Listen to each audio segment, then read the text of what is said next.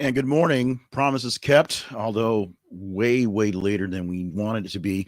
Technical difficulties had us give some issues getting on the air, if you will, today. But there's a very important story survey that I want to get into, and that was a part of the teaser graphic. Those were some young teenage girls, and there's a study going out about a crisis among teenage girls right now that I want to make sure I hit today. Plus, we have 7 other stories in the headlines to talk to you that were, of course, as I say every morning, vetted by you and then curated by me. So, what's this all about? Well, this is things you might have heard, and I'm Jay Clifton Payne. We're going to bring you yesterday's latest in information, politics, current events, and pop culture.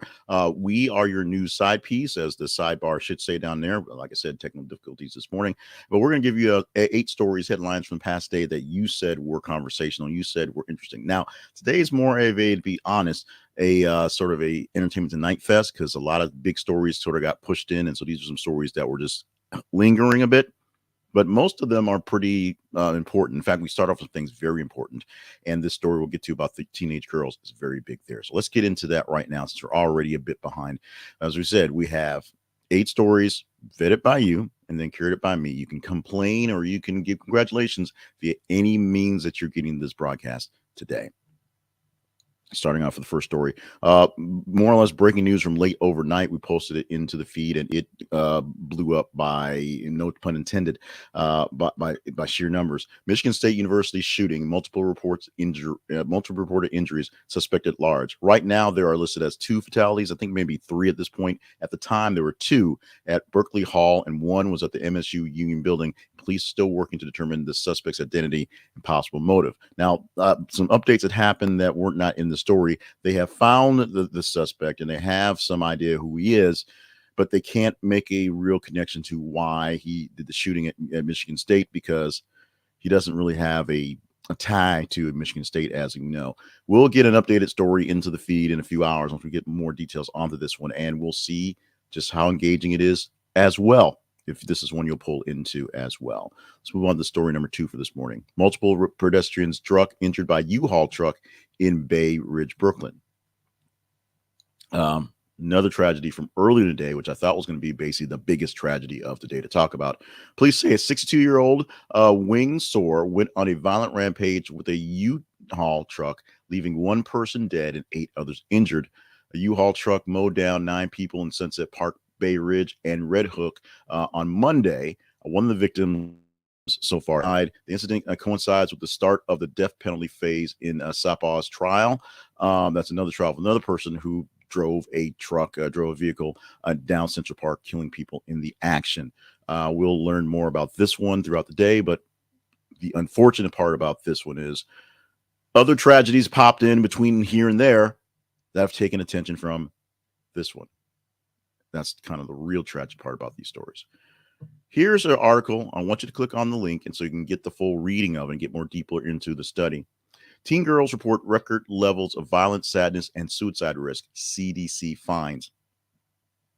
A report released on yesterday by the Centers for Disease Control and Prevention showed that 57% of high school girls felt persistently sad or hopeless in 2021. Hispanic and multiracial students were more likely to miss school because of safety concerns and to attempt suicide, also found. The report released by the CDC shows that suicide rates among Black children and youth have increased, and that 61% of high school students feel a sense of school connectedness. So being at school makes a difference. 2 years of not being at school with COVID has been a deal for a lot of people that work in schools, people that go to school, people that have children that go to school. But what we're finding right now, this may not be a complete correlation, but right now, this moment, we're seeing a lot of signs of sadness, suicide risk, and violence in teen girls. And some of it may be just the nurturing part of being near people for a while, and the sort of unnurturing part that is how we be near people now, and that is via electronics. We're always connected to people, and we can say a lot of sort of weird and mean things without having to say it to someone's face and risk getting punched in the nose. That's my little pop psychology take on that one. So check out the link in this for the story and read deeper into the article, read deeper into the report, because this is a good one. Now, this is a story that got posted literally early or late-ish in the weekend, like a late Sunday thing, and it's sort of festered through to now. So that's why we're talking about it. We'll talk some technical issues on the feed stuff when we get through all the headlines. Well, Wynonna Judd suddenly stops Ohio concert. Crew member rushes to help as she nearly faints. Wynonna stopped her headlining performance on the Judd's final tour to let a dizzy spell pass and asked for assistance from a crew member. Winona went on stage dizzy and told her band to stop, but changed her mind and went on to sing the Judds' "Mama, he's crazy."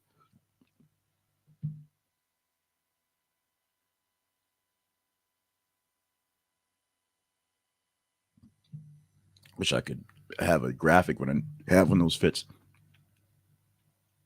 Winona shared an honest update about her well being, saying she is working hard on her mental, physical, and spiritual well being. She also said she took time out to be on the farm and to walk in the woods and to take care of the dogs. So let's call that she's doing better after the incident. U2 to play first live show in 4 years at Madison Square Garden, Sphere, MSG, but without Larry Mullen. U2 will return to the stage at the MSG Sphere in the Venetian Las Vegas this fall with U2 UV Achtung Baby live at the Sphere. Poor readings over that. The 2.8 billion venue will feature 4D technology, immersive sound, and a 16K screen. Okay. The band has been long rumored to be the opening act for the Spear, but Larry Mullen Jr. will not be playing. Bono, The Edge, and Adam Clayton announced that Braun von den Berg, four names, all German, will sit in for the Las Vegas shows. The multimedia tour included a live satellite transmission to Sarajevo, prank calls to the White House, and the banks of the TV screen. Lots of banks of TV screens. You remember that from Zoo Nation. They do that stuff still. I'm going to do it big here in Las Vegas coming very, very soon. Here is coincidence or irony, not quite sure. After a train derailment, Ohio residents are living the plot of a movie they helped to make. So we have been talking about the train derailment in Ohio going on right now. And it's happening to a relatively small town that had to be evacuated by the cloud of toxic gas that was released via train derailment and mostly from controlled burns. If you watch the movie White Noise on Netflix, the town that they use for that, Palestine, is the town we're talking about here. And they basically did what they're doing now. They all grabbed their initial stuff. They rushed to a shelter, not knowing what was happening, kind of moved from shelter to shelter because the toxic gas was, not, no one could trust it. No one knew what was going on. They're literally living the plot of the story in the movie White Noise. Now, I talked about White Noise in various forms and said I didn't care for the movie. The whole thing was really weird and surreal. This part was kind of, straightforward. People watched the cloud, say what's going on. The radio had a bunch of things about what was happening. Then all of a sudden, they all had to evacuate and just go somewhere. And it was just literally anywhere. And they had these various camps of people evacuating. They just kind of move to get away from the cloud. And that's what they're seeing right now in East Palestine right now. Like I said, it's sometimes, the thing is it irony or is it coincidence? Sometimes it gets confusing. But the fact that they actually were extras and used their talents as the backdrop for this movie, only to have to live this out, a few weeks after this movie was released. Ben Affleck admits some Dunkin' Donuts customers were not pleased he was serving them, and it's giving peak Boston vibes.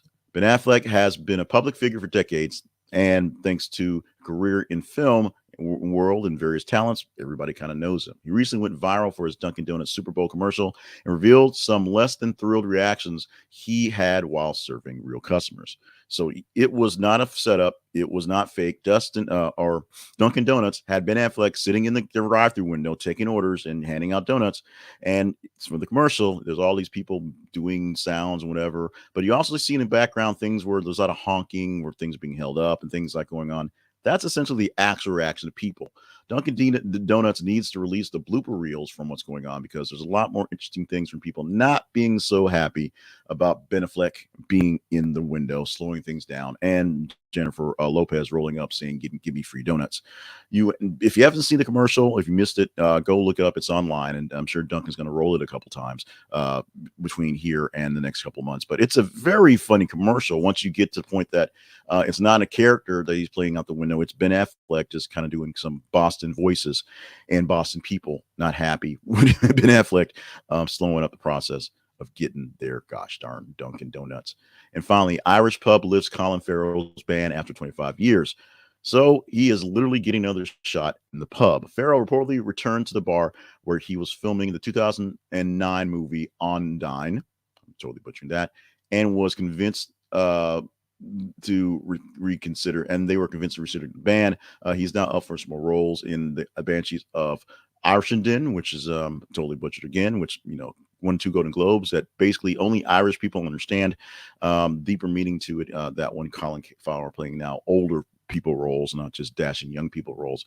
But a pub he was banned for while he was filming the movie On Dean, just basically being Colin Farrell, being a jerk. 25 years, they decided, bygones be bygones. Let's have a drink. Let's go to our teaser story for this morning. This is a story we could talk about tomorrow if you deem this worthy of chatting. And this is one that literally hits close to home because the station's like 8 miles down the road. And I know a lot of folks who work here, so I'm extremely upset with what happened, how this thing went down. And, I'll be making some phone calls today to try to figure out, what's up. Like I have anything to say about it. But here's the headline. So-called news station questions Black national anthem's legitimacy, quickly issues apology. The so-called news station is KARK4, the MEC affiliate here in Little Rock. And you have to basically click on the link to see exactly what happened. First, they had, and the link will go to the apology because the original is taken now, but there's some pictures of it, screen grabs. Basically, they had the title wrong, and they said, the so-called Black National Anthem, which a lot of people so called it, including, some Marjorie Taylor Greene and some Lauren Boebert. Ironically enough, the Black National Anthem was adopted before the Star Spangled Banner as the actual national anthem for the movements that would be civil rights and Black people in general. So check out the link, read the story, go deeper into this, and if this is one you want to discuss, you just simply engage with it on the feeds. It's already out there, so it was posted as we were going on live, so it's there. So check it out. But every 50 minutes we post news stories on those feeds on Facebook and Twitter. Facebook.com/This Is a Conversation Project and Twitter.com/th_conversation. All you have to do is just literally like, love, hate, share, engage in the stories, be engaging. And the higher engagement score it gets, better chance we have to talk about it the next day. Tomorrow, we're going to take 30 or we're going to take 15 of the top stories of the day. Because we had some issues with Facebook and Facebook sort of whittles down the numbers. It's not 30 or so stories. It's actually about 40 stories, which is why some older stories are sneaking in here. The timeline for Facebook is better than Twitter lines. But we've been rolling Mason on Twitter lately, so behind the scenes stuff on that one. But we'll take the top 15 stories of the day, and then we'll pick 8 of them and put them in no particular order, but a better narrative so that you get some of the stories you have here. That's why we call yourselves a news side piece. No one else is talking about Colin Farrell, probably for good reason, but we give you that information that others just don't.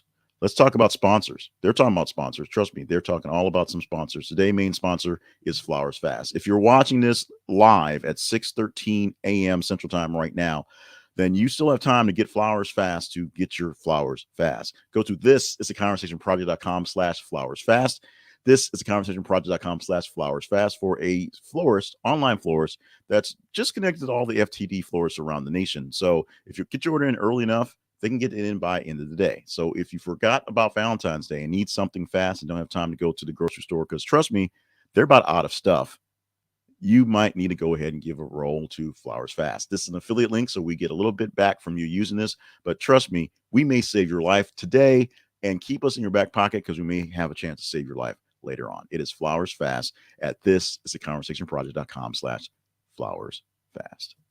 The Conversation Project lives at thisisaconversationproject.com. This is our website, our home, the place where we dwell online, where you can find the links to all of these things.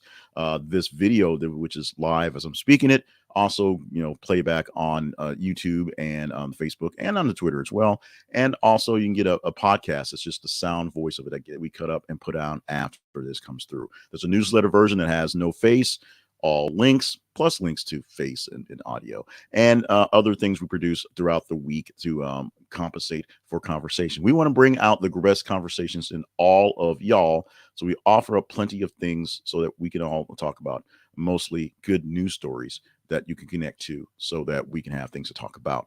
Not just the weather, though. When the weather's the news, we do that as well. We're international things, so you can be chatting up with all sorts of folks, and we need you to make sure you're following the feed so we know what to talk about. If you like what we're offering, just stop by our partnerships page and see if there's a way we can hook up to make things work out. And if you like what we're doing, check out our sponsors, because sponsors help out a lot. Check us out at thisisaconversationproject.com.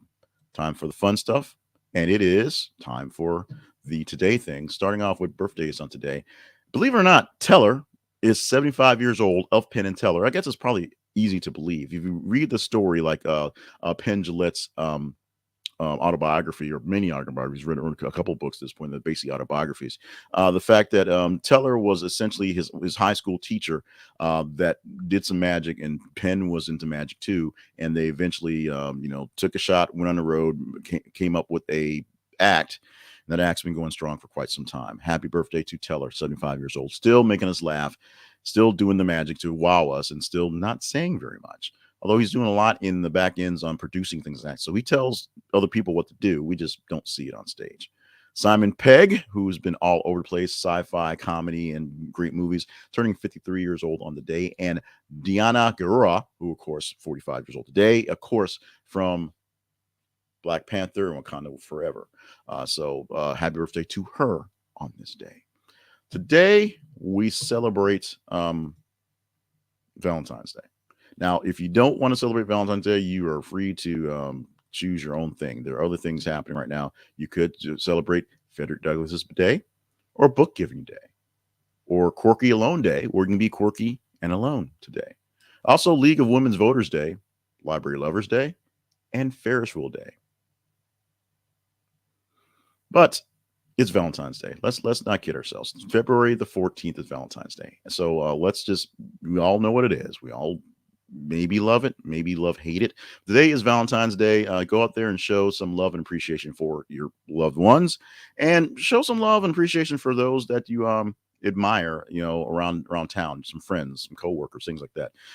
Don't have to blow kisses on folks, because that gets a little weird, but just show them a little kindness, bring in some candy, do something simple and nice on Valentine's Day, because it's a nice thing to do. Today in history. Today in 2021, all of 2 years ago, burglars broke into a home in Hungary, cooked up some lunch, looked at some adult websites on a computer, then drank some expensive alcohol before running off after being disturbed. Sure, there were actual things in history that happened on this day, but that's what we're going with. And we're running behind, so we're going to move on to one more thing you might have heard for today. A German psychologist said that people kiss with a preference to turn their head either to the right or the left. I think that's backwards in my monitor, but basically they turn your head when you kiss. That is a trait that is developed in the womb, but probably lasts throughout a lifetime. Although they may not realize it, people turn to the same side before planting a kiss on the lips, and twice as many people turn to the right. Not turn to the left. Not turn to the right. Sassy. Chante. The preference for turning the head to the right is one of the earliest examples of behavior asymmetry, and scientists suspect it influenced sightness, which is a thing, such as having favoring a right foot, ear, eye, and kissing side for life. And this is not being right-handed or left-handed. This is just a sort of, literally favoring your right side or left side, or doing things towards the right. Just that leads to that one. So there you go. A little science you learn, and you can test this with your loved ones on Valentine's Day. Or not. Today has been Tuesday, the 14th of 2023. Valentine's Day. Thank you so much for joining us for this ride across the internet and new stuff. Love to have you here. See what I did there. Thank you so much for being with us. Make sure you stay hydrated and limber and on task for all the great things you have to do, including making sure you get that Valentine's love out on this Valentine's Day. We will talk to you tomorrow. It's been a long, crazy morning to get this thing done. I've got Valentine's stuff to do and actual work stuff to do. So I'm moving on. Every 50 minutes, we're posting news stories. So make sure you're following us on our feeds. And we will do this thing again, hopefully more on time tomorrow.